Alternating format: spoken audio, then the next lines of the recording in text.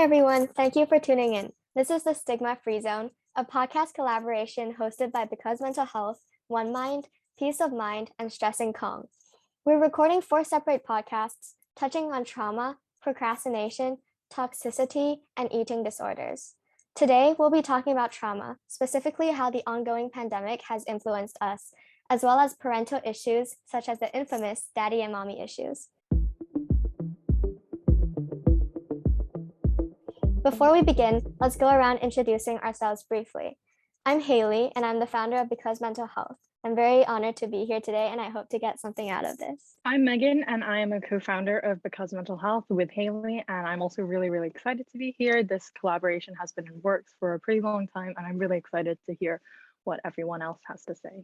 Hi, I'm Sydney, and I'm here with Jade as co-leaders for Palm Peace of Mind. And needless to say, I'm also very honored to be here. I'm Jade, so I'm here with Sydney, Peace of Mind, and I'm really excited for this collaboration. Hey, I'm Athena, and I'm a co-founder of StressingKong. I'm also a co-founder of StressingKong. I'm Charlotte, and I'm really excited to be here with a lot of amazing people tonight. Hi, my name's Chloe. I'm here with Sahil. We're some of the co-founders of OneMind.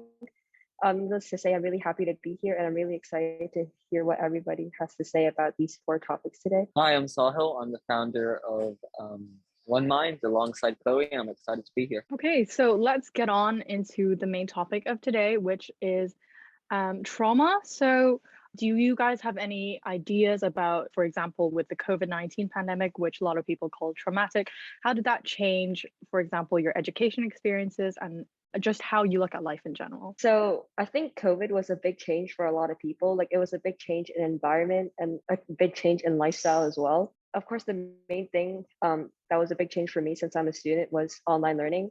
I felt like online learning was really hard for me because it was hard for me to get motivated, and it was also hard for me to concentrate because it was such a big change and there were so many distractions. Of course, different people have different living situations. So I feel like it was very different for other people as well. I realized that during that process, there wasn't a lot of human connection and a lot of human interaction because, of course, everybody was at home quarantining. And I thought it would get better when I switched back to online school, but actually switching back to real life learning was kind of hard too, especially kind of like different sleeping schedules and stuff like that. Was really hard for me. Yeah, I just want to add on to the whole like coming back to real life school thing. I think it's a thing for people to like generally have a consensus where they're like, online learning is so bad. Like, I'm just so glad to be back. But I'm gonna be honest, when I went back, like it just didn't feel like before. Like even though it was technically the new normal, it wasn't normal to me. And like my social anxiousness just like shot up and I didn't know how to act for a while. And like through the process, I've learned a lot about myself. So it's like also been a chance for me to be a little like introspective. But all in all, like I think it's just very normal to to not feel normal like anywhere at all right now. Yeah, so like I completely agree with Sydney. I think with like online learning, there was the factor of like loneliness, but there was also kind of this like comforting feeling of like being in your room and not having to kind of face, I guess, like other people and judgment and stuff like that. And I think like, yeah, like when he went back to school, it was like, oh, like how do we make small talk? Like, what do we do, when we're kind of walking to classes, stuff like that, that we're not really used to, like after doing online learning for so long. So I think loneliness was like, it was almost like kind of like fluctuating throughout the journey. And it was like different kinds of loneliness as well. Actually, when like during online school, I definitely had contact with my friends, but it lessened because we didn't see each other during class every day anymore. And when we went back, like there was a bit of like anxiety and nervousness between us, but like it's definitely a bit different, but it's still the same in so many ways. Yeah, just to add to that point, for me, I changed to online school in the middle of year 9, so I wasn't like that old or anything. I wasn't in high school yet. And normally when I'm in real life school at that time, I was like a really social person. I used to talk to my friends and like socialize every single day. But once I switched onto online learning, I realized that I didn't have that many people to talk to. And of course, you would call, like online call with your friends and everything, but just wasn't the same. But with time, I felt like I kind of got used to it. But then, of course, there was another switch where we had to go back to real life. And I guess I just kind of forgot what it felt like to talk to people. And of course, I was feeling really nervous and really anxious about, like, oh, what will people think of me if I do this? What if people thought that I've changed in the last few months that I've been doing online learning? So that was kind of stressful for me. But I felt like a lot of people, since especially in Hong Kong, since there have been like 5 waves and we've been kind of switching on and off between online and real life, I feel like a lot of people have kind of gotten used to it. But I remember at first I was very, very nervous about it. Yeah, I mean, like even for me, like joining online, it's been quite hard, I guess, to come into like a new school and a new environment online, and there was a lot of, anxiety around there, and just like trying to fit in and just like develop in a place is quite hard. But with like with the support of friends, with the support of some of the people in this call, it's been an amazing experience. And there is always, I think it's good to always realize that there is some form of light at the end of the tunnel, if I was to use such a vague metaphor. I think I can talk a lot more about Zoom learning than right now in real life school, since I did miss a few days of school because of being sick. So I kind of like add in a lot of my experience to everyone.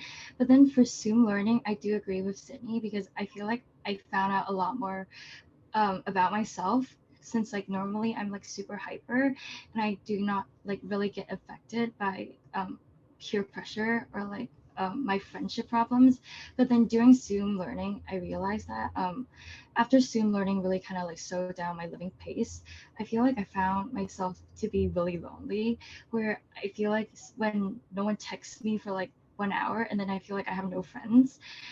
And during that period of time, I was really lonely again. I was in mild depression, and I feel like so alone in this like really hectic world. And yeah, I feel like for me as a personal experience during Zoom, I feel like everyone should like change their mindset on how they think of things. For like not like people not finding you doesn't mean that they don't value your friendship, but then it kind of means like they're busy or like they have their lives to live. And once it got back to like real life school, it got a lot better, since I'm with my friends every day, and kind of makes me feel much more loved. And everything is, I can't say it's like back to normal, but then it's like way better than before. I agree with like everything you guys said. The pandemic definitely made me a lot more quieter than I normally would, and that has cost me some friends because we just weren't as close anymore and we just drifted apart. But turning to another direction, I'd like to also point out that I'm a student athlete, and so I travel a lot for competitions. And this whole pandemic kind of ruined my pace, and I was feeling claustrophobic of staying in Hong Kong. I used to go quite often to like international tournaments, and I wasn't able to do that anymore. So that affected my mindset towards my squash training. I play squash. And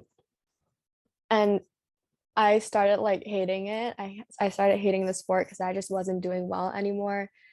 But on like the bright side, as Saho said, there is light on the other side of the tunnel. And through this COVID pandemic, because mental health was formed and I started seeing a therapist. So there's a lot of good sides to this traumatic experience, and I'm trying to look at that side instead of the other side. Yeah, I know that I'm growing throughout this pandemic, and I'm very happy that I can sense it myself. Yeah, I think like there's definitely this element of like kind of losing yourself over Zoom and like online learning and stuff. And like Charlotte said, kind of it's really hard to keep up conversations online.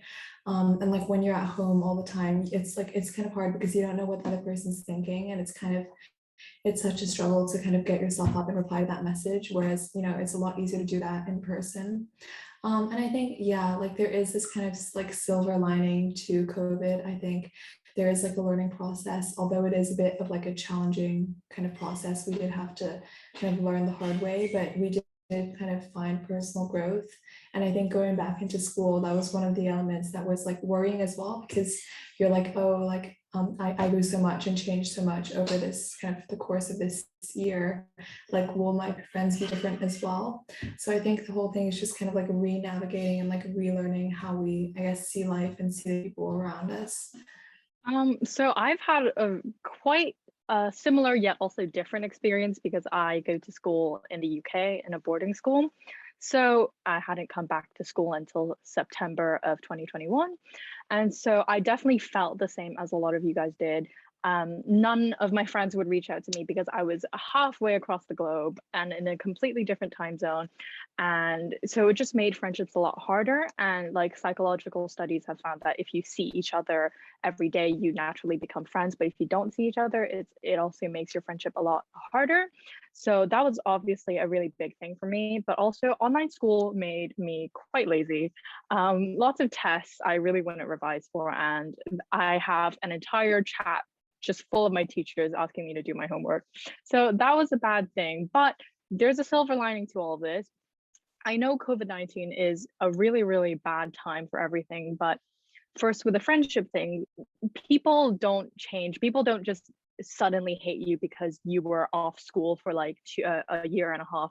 People still do really care about you, and you might not have the best friends as you did 2 years ago, but you have new best friends, and that's okay. And you start to, when you're finally back at school again and you're finally with people, the laziness, at least in my case, it really changed because I was with all these people who were really motivated to do work, and just the environment of being at school really makes it help. So if you're struggling with studying or motivation right now, just know that there's definitely a silver lining, and things will be better soon. I agree with what you said about the part about like people don't just suddenly hate you. I've always had a problem with like over analyzing what I tell people. And over the course of this online lesson period, I kept looking back to things that I've said to friends and acquaintances in school, and I kept like saying, "Oh no, was I a bit too rude? Do they like dislike me now?" And this pandemic also gave me the chance to like reach out more because it's less scary to reach out to a person through WhatsApp or Discord instead of confronting them in real life. And they've kind of assured me that no, I am not being overly rude. No, that they don't hate me. And no, I didn't screw up our friendship. They're not suddenly my enemies. And I think that's a really valuable experience. I guess I just want to say that I like completely agree with you. Athena, like I think even Chloe knows that I'm quite I'm quite a people pleaser at times, and I guess I try and I do care about people's opinions about me. I guess that's just something that was built into me when I went online, where it's like in the past I didn't care, but I was like more self-conscious online, especially going into a new school, being like this like online profile and like not knowing anyone in person was like a very challenging time for me personally. I was able to counter that by, of course, going to counseling and just like seeking help from even the friends that I had made online. But like, I do relate to being, like always wanting to see like, does this person hate me? Does this person not like me? But I feel like over time, or even like, especially recently, I've been able to realize like, it shouldn't matter to me if I'm not liked or if I'm liked. Like, I am who I am, and if you don't like me, that's not really, my problem. And that's what I've, realized. And I'm happy about that. Sahil, you're so cool. I'm happy for you. But I just want to give a quick disclaimer to our viewers at this point that we're talking more of like a generally traumatic, as in like detrimental to us at that moment experience, rather than like a medical trauma. I'm not sure if I'm using correct terms here. Basically, like not PTSD, not like anything that's affecting our brain, like literally biologically. We're just talking about generally traumatic experiences. Yeah, I wanted to add on to Sahil's point about being a people pleaser. Basically in real life, I'm not really that big of a people pleaser. Like I just kind of try to be myself, and I don't normally mind if people like me or not or what they think about me. But I realized when we switched to online, everybody kind of got so nervous, and like I remember for me and at least for my classes, a lot of the time when we were put in breakout rooms and stuff like that, nobody would really start the conversation or talk. And if that was in real life, that wouldn't normally happen. So once we switched online, that was like one of the major changes, and it kind of made me overthink everything I had to say because everybody else was so nervous. I would think like, oh, what if I said that too loud, or what if I said answer this question and was wrong, or what if I start this conversation on in the breakout room but nobody replied to me. And of course, when we switched to online school last time, I still felt these emotions, but I do think it gets easier in that way. Yeah, I definitely agree with the people pleaser part. I'm again switching courses to catching COVID myself. I caught COVID in December, and that was maybe like one of the worst, like my personal trauma the past year. And the reason why it was so hard for me was because back then the quarantine, the whole government law stuff was still like insane, and a lot of people had to go to Penny's Bay because of me. And the worst part was they had to do it over the course of the New Year's. So they went into Penny's Bay on the 28th of December and came out only on the 4th of January. And it was all very sudden also. I was like, one day I caught COVID, I got sent to the hospital, and suddenly there were like news articles about me coming back from the US and catching COVID, and everyone knew where I lived. And then I got WhatsApp notifications saying that I'm going to Penny's Bay, I'm going to Penny's Bay, I'm going to Penny's Bay. And I remember it being like one of the worst New Year's I've ever had. And especially because I was alone in the hospital room, I couldn't go anywhere. There were like doctors trying to take my blood test and all that. And it was not fun. It was definitely an experience. And I guess in a way, it really taught me to focus on myself, because I have received a lot of my friends were talking about how their other friends were blaming me on restrictions and lockdowns. And I tried to learn that it really wasn't my fault, and I'm trying to not put the blame on myself. Oh my gosh, I can't imagine what that must have been like. I'm so sorry.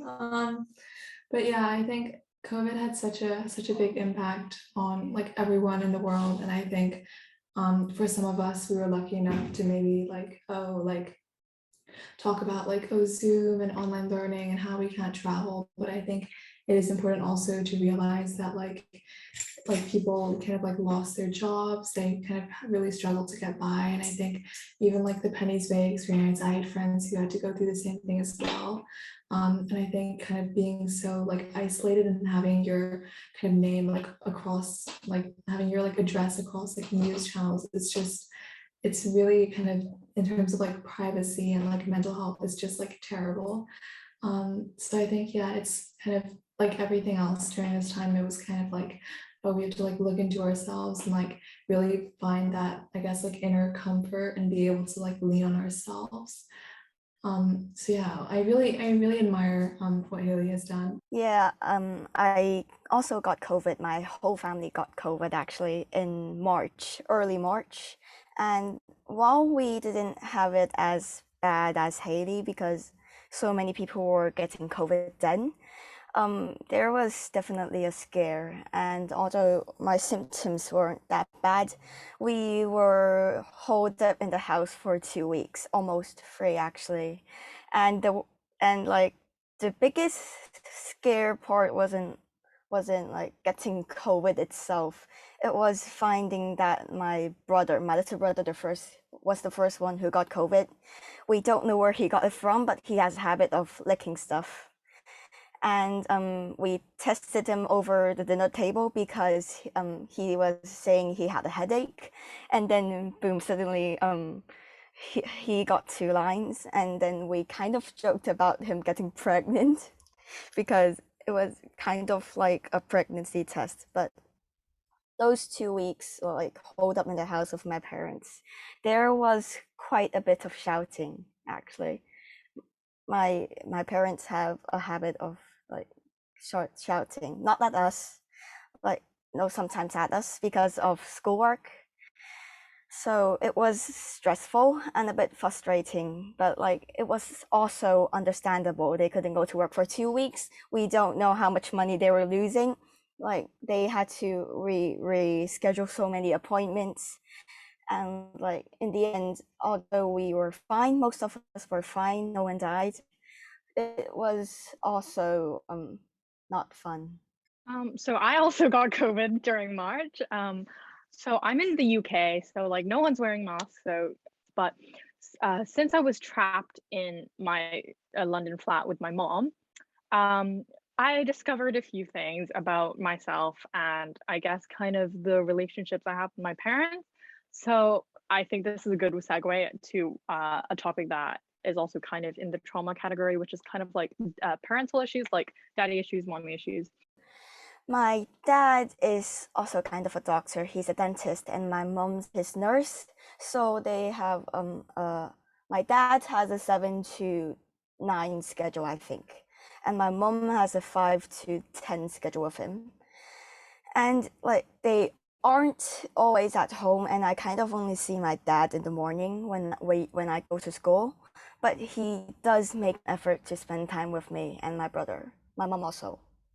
Like he sometimes shows me stuff that he finds online, see if I like it. But like we don't have really casual conversation usually. It's a bit awkward, but I know he's trying and I'm trying, and maybe that's enough. Yeah, I had a similar situation for when I was younger. So when I was younger, a lot of the time, my papa and my dad would take care of me, and my mom would work really long hours. So I would see her in the morning, and some days she would drop me off at school. But most of the time, I only see her in the morning, and she works until really late at night. And of course, since I was so young, I didn't really think that much about it. But looking back, I felt like um I was kind of I knew my mom was working hard and that she was working hard to kind of um have a good relationship with me and my sister. But of course it's kind of hard to have a good relationship when you don't spend that much time with each other. And there was a time where I was kind of jealous of my other classmates because I would hear stories like, oh yeah, my mom taught me how to do my math homework. My mom brought me to dinner yesterday, or my mom is picking me up from school so that we can go out for ice cream or something like that. And I would always wonder like, oh, why is my mom so busy and stuff like that. But as I've gotten older, I've kind of thought about and realized how hard it must have been. And I kind of looking back to this pandemic, a kind of silver lining for me was I got to spend more time with my mom. So of course, since quarantine, nobody really goes out that often. Me and my mom spend most of our time at home, and that's when we kind of got to know each other quite well in the last few years. So I don't, I feel like that was kind of really important to me, and I'm happy that we got to connect with each other. I guess I can also say something about it. I think my relationship with my parents are definitely getting better, but it started off really low, so the better is still not that great. But the first step for me was really opening up to them, saying that I wanted to see someone seek like professional help for my mental well-being. And that was really when they started realizing that something was wrong, something was off. And yeah, it took me a year for me to reach out to them. It was really hard for me because I never talked to them about any personal issues. So yeah, that was a big first step for me. And ever since the pandemic, we definitely did get closer, especially because I actually just came back from a long trip for 2 months and I was with my mom the entire time. So we went through like quarantine together and all that. So even though it took some time to get used to, it took a lot of patience as well. But I'm building a relationship with my mom now, and I'm really happy about that. We probably wouldn't go like have lunch together or like have mommy and me date nights, but like at least we're learning to know each other a little more, and I really admire her work ethic, and that really showed throughout the quarantine. So yeah. I kind of have the same experience with Haley as well. And as a close friend of Haley, I got to kind of see the change in her relationship with her parents. And it's been really nice to see that we've kind of been going through the same thing. Me and my mom have also gotten a lot closer because with all of COVID and all of that, she's had to travel to the UK with me. And we've been separated from my dad, who's in Hong Kong, while we're across the country. So she's my relationship with her has really improved in that sense, whilst me and my father's relationship has kind of deteriorated. But as Athena said, like, I know he's trying his best, so I don't really blame him for that.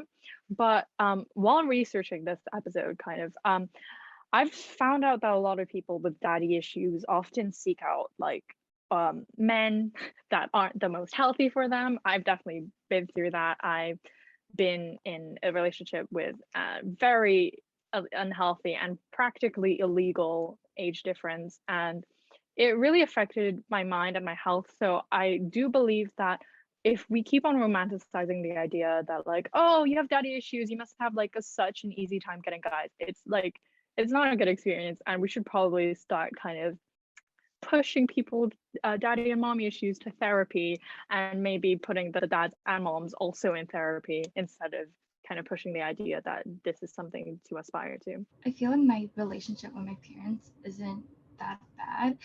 Of course, we have our moments, but then I feel like in the past few years, it might have gotten a little worse since I have like I kind of like had this teenage rebel phase where I kind of like just shut down and did not cooperate to anything they tried to make me do. So like they told me to do A and then I'll like do B even though I do like A. So I feel like during COVID, since we were like all stuck together in the same house, we've gotten much more closer by force. I feel like our relationship has gotten a bit better, even though I'm still in like the phase. And yeah. I actually agree with what you said, with what Haley said about the romanticization of daddy and mommy issues. It's a bit hard to work through for like people who've actually gone through it, and they should really go to therapy. Thank you guys so much for listening to this episode. We hope that you've learned a lot about trauma and COVID-19 and know that there's always a silver lining in everything. If you ever need to reach out, you can reach out to any four of our organizations, and the BecauseMentalHealth.org website actually has a set of mental health resources with hotlines for suicide and other mental health resources, like a diary for you to just kind of let loose about your thoughts on mental health. So thank you again for listening. And we will be back next time talking about stress and procrastination in school. Bye.